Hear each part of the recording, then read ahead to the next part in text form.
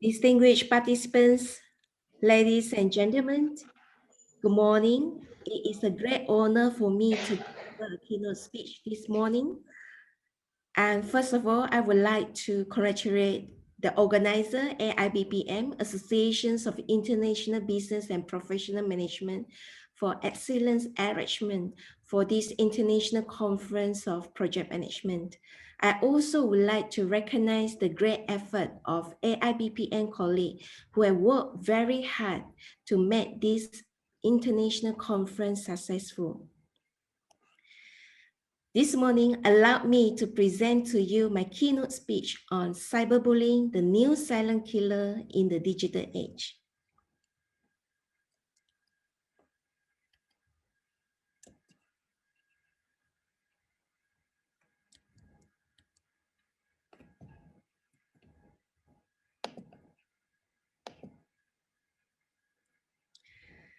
As our world becomes more digital and our life are becoming digital as well, technology overload at every age, be it baby boomers or Generation X like me, or Generation Y, or even our children, we are so much connected to the use of internet. We spend so much time online.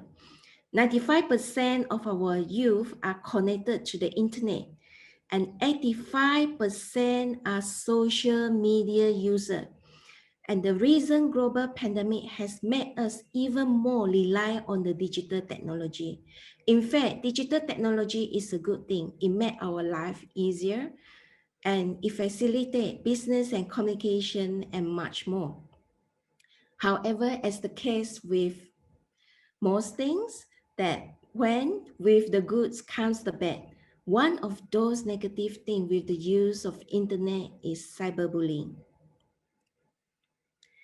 So what is cyberbullying? As the name suggests, cyberbullying is using information, communication, and technology to repeatedly and intentionally harm, harass, hurt, and embarrass a target. In other words, cyberbullying is a bullying in a digital space, such as phone, computer, tablet, laptop, social media, text messaging, forum, and many more. Today, cyberbullying is a real problem in our society. And this type of bullying becomes popular because it allows people to stay anonymous. And many people think that it's easier to behave aggressive on the internet rather than it is face-to-face. And many people think that they won't get caught because they bully people online. Cyberbullying is not as harmless as many people think. In some cases, it may even lead to suicide.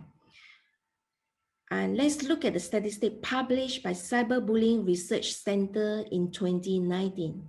Overall, 36.5% of people feel that they have been cyberbullied in their lifetime, and 17.4% reported it has actually happened at some point in their life in the last 30 days. 60% of our youth have actually experienced some sort of cyberbullying. 70% of teenagers reported someone spreading rumors about them online. 87% of the young people had seen cyberbullying occurring online. So all these statistics have actually revealed to us that cyberbullying is a significant growing problem in our society. And what actually caused cyberbullying is on the rise. One of the reasons why cyberbullying is increasing is because of the use of cell phone that has been increased dramatically over the past years. And today, we are connected with one another electronically. And for the first in many years, do you know that cyberbullying has surpassed bullying as one of the most common types of harassment? And there are 5 different types of cyberbullying, harassment, outing, flaming, exclusion, masquerading. Harassment, when a bully sends offensive and malicious messages to an individual or a group. Outing, a bully shares personal and private information, pictures, and video about someone publicly. Flaming is quite similar to harassment. Flaming refers to an online fight, or it could also refer to an insult exchange via email, instant messaging, or chat room. Exclusion, intentionally singling out and leaving a person out of an online group, such as chat and site. Masquerading, a bully creates a fake account or a fake identity to harass someone anonymously. Have you heard of cyberbullying? Are you aware of cyberbullying? I believe that most of you have heard about cyberbullying, and the global awareness of cyberbullying is increasing. 75% reported they have heard, they have seen, and they have read about cyberbullying. Let's look at the Malaysian data versus global data. In Malaysia, 85% of the parents admitted that they have heard, they've seen, and read about cyberbullying. And this figure, in fact, is much higher than the global average, 75%. 23% of the Malaysian parents reported that their child experienced cyberbullying. Again, this figure is higher than the global average, 17%. 47% of the parents commented the child within their community has experienced some sort of cyberbullying, and this figure again is much more higher than the global average of 33%. Consider this, nearly 1 in 5 parents, that is 1/5, 20% parents worldwide reported that their child has experienced cyberbullying. And in the United States, more than 25% of parents reported that their child has experienced cyberbullying. So where does cyberbullying taking place? 38% of the people see instances of cyberbullying on social media daily. And indeed, social media is the most common platform for cyberbullying worldwide. When participants were asked in which social media platform that they experience cyberbullying, here are the results. Instagram is #1 social media platform where participants experience cyberbullying. As you can see, the statistic with 42%, and followed by Facebook, 37%, Snapchat, 31%, WhatsApp, 12%, YouTube and Twitter, 10% and 9% respectively. Cyberbullying in Malaysia is a huge problem, as Malaysia was ranked the top 10 in the world for cyberbullying reports. And Malaysia was ranked as #6 in the list of countries where cyberbullying was reported the most in 2018. In Asia, Malaysia ranked 2nd for cyberbullying among youth out of 28 countries surveyed. And the United Nations Children Fund, UNICEF, have actually reported that every 3 out of 10 young Malaysians have been a victim of cyberbullying in the country. This is a very recent example of cyberbullying case that happened in Malaysia last Monday, 7 June, where a woman who blew a whistle over one Malaysian minister who appeared to be a test drive. And after she posted she has actually been bullied online. Her personal details together with her family have been circulated, including the photo of her husband, her son, and her sister. Her messages have been flowing into her personal Facebook account, and threats and curses left on her Facebook Messenger account. And um, she was having a lot of stress and under tremendous pressure after this cyberbullying attack on her and her family. And this is what the victim said: "I'm really hurt as this attack continue. My phone keep ringing with call and messages from stranger." Can you imagine the stress that she has to handle and her family? And this is what she said: "I'm not a politician. I am a completely normal Malaysian. I'm not asking for a medal for blowing the whistle. I just want to save our society from further COVID-19 infection." Another case of cyberbullying that happened last month in Malaysia: a 20-year-old girl believed to be a victim of cyberbullying have hung herself from the ceiling fan after a TikTok video of her and her colleague drew criticism on social networking site. And her elder sister reported that her sister had received negative remarks over the video from people that she never knew.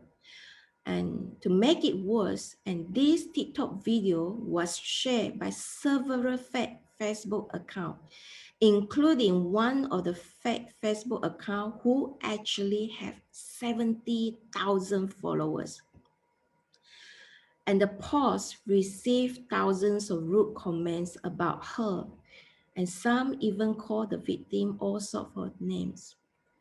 And this is a very sad incident. And another case of cyberbullying that happened last year in Malaysia, I'm sure that most of the Malaysians have came across this news. A 16-year-old girl killed herself after Instagram post that she posed a question asking for help. "Really important, help me choose D or L." So after she posted an Instagram poll to her followers to help her to decide whether or not she should continue living or to kill herself. And when she looked at the result, the vote revealed that 69% voted for her to die and 31% voted for her to live in response to her questions on Instagram poll. Can you imagine this?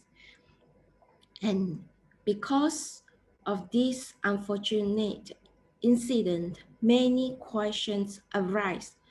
Would the girl still be alive today if the majority of the netizens on her Instagram account discouraged her from taking her own life? And what will actually happen to her if most of them actually encourage her and vote for her to live? Nobody knows. What we know is she took her life the very next day. And is there any penalty for those 69% of the netizens voted for her death? Are they accountable for her death? So there are questions, and her case is just one example how cyberbullying has impacted our youth in our society. "Why do you say that about me? What did I do?" cried Sulis on Instagram Live 2 days before her death. This is another case of cyberbullying happened in South Korea last year. And Suli was a K-pop girl that chose to end her life because she was heavily targeted by online bullying. And she was suffer from severe social anxiety, panic disorder, depression, and was under a lot of stress. And after the death of Suli, a Suli law has been proposed to fight against cyberbullying in South Korea.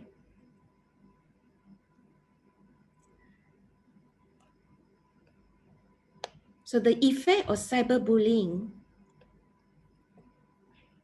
has tremendous negative impact on the mental health as well as the well-being of the victim.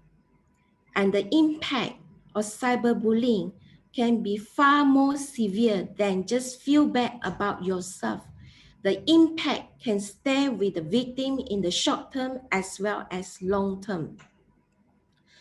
And here is a rundown of the troubling statistics that show the impact of cyberbullying. As you can see in the slide, young adults who experience cyberbullying are twice as likely to self-harm and execute suicidal behavior. And 18% of the youth report self-harm at least once, impacting 1 in 4 girls as well as 1 in 10 boys.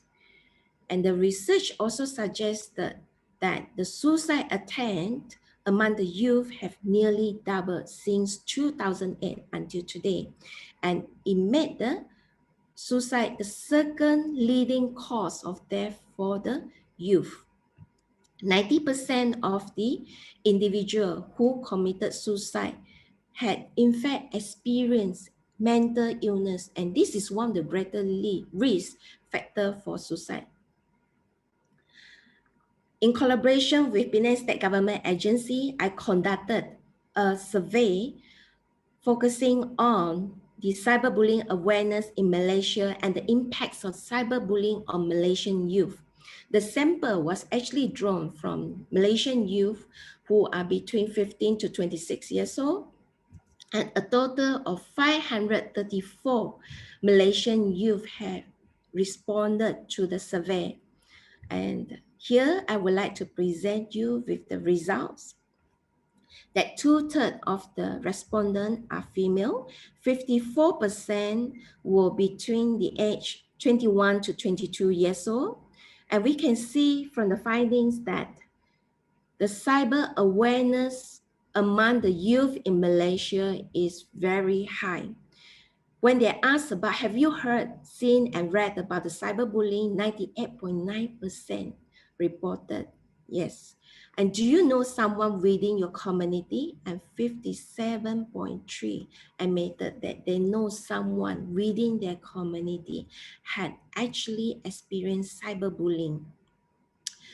43% of the participants live in Penang, and 70% of them are actually degree students. When they were asked, have you been cyberbullied in the past 30 days, in the past 1 month, 86.9% of the respondents reported they did not experience cyberbullying, while 13.1% of the respondents reported, yes, I did experience cyberbullying. Of this 13.1%, 9.9% was cyberbullied 1 to 2 times in the past 1 month. 2.6% was cyberbullied 3 to 5 times, and 0.6% was cyberbullying more than 10 times in the past 1 month. And when asked regarding the types of cyberbullying experienced by the Malaysian youth, harassment and outing were the most commonly cited as the cyberbullying types that they experienced.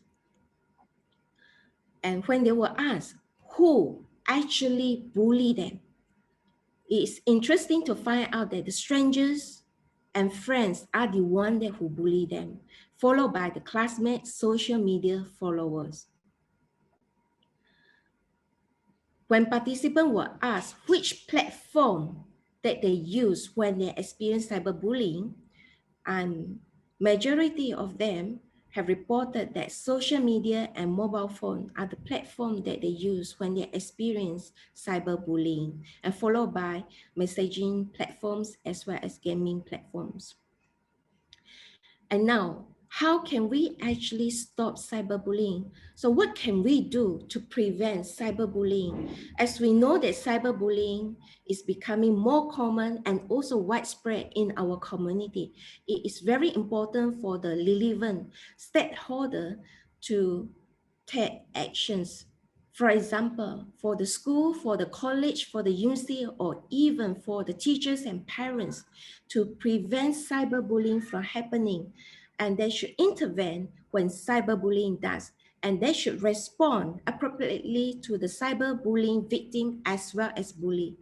And one of the good way to start is to share cyberbullying information. It's imperative for all relevant stakeholders to discourage cyberbullying on campus by educating our youth, our students, and also to advocate the awareness of this phenomenon. Why? Because students or our youth, they may not have the ability to effectively deal with cyberbullying.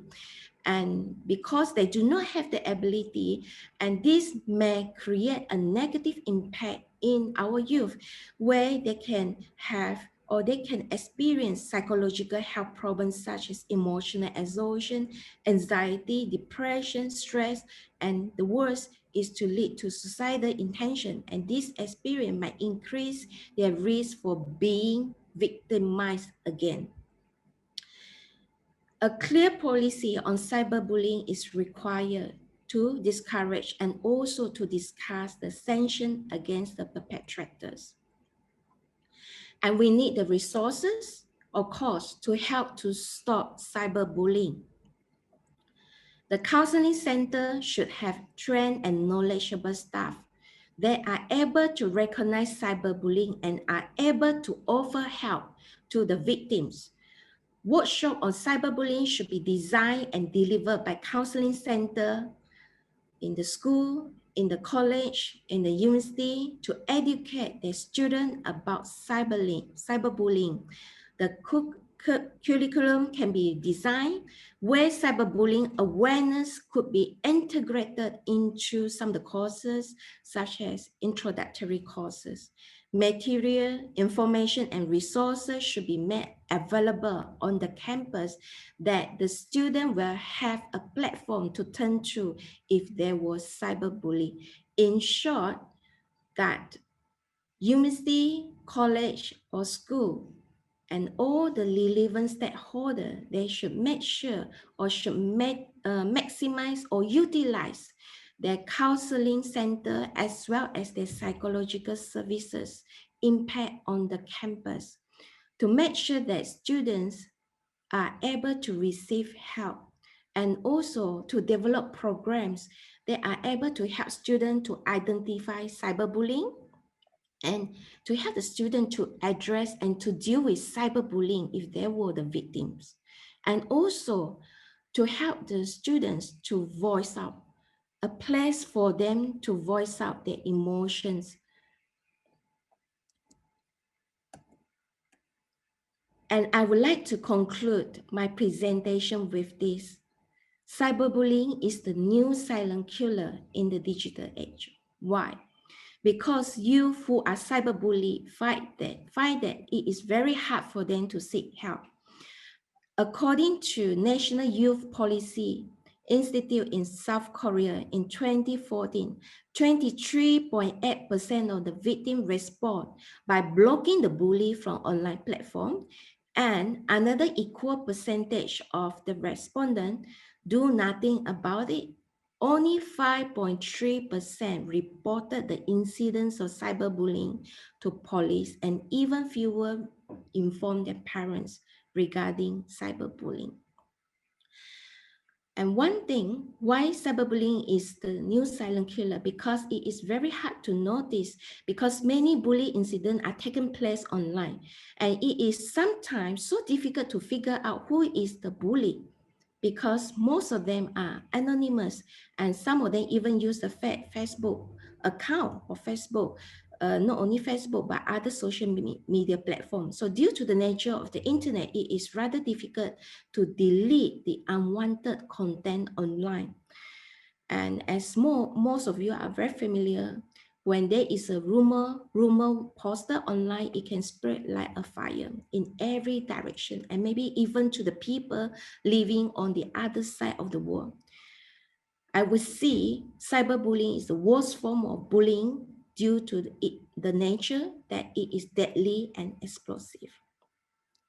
Hence, all the relevant stakeholders should look at bullying as a whole, and we should spend extra time addressing cyberbullying, that we should ask students, our youth, to stop to blog and to tell if there were cases about cyberbullying, and let's play a role and be the change in our community. And my recommendation is to have strict law and regulations that should be developed to prevent or even punish the perpetrators. And that's all for my presentations, and thank you so much. I would like to pass the time to our moderator. Thanks.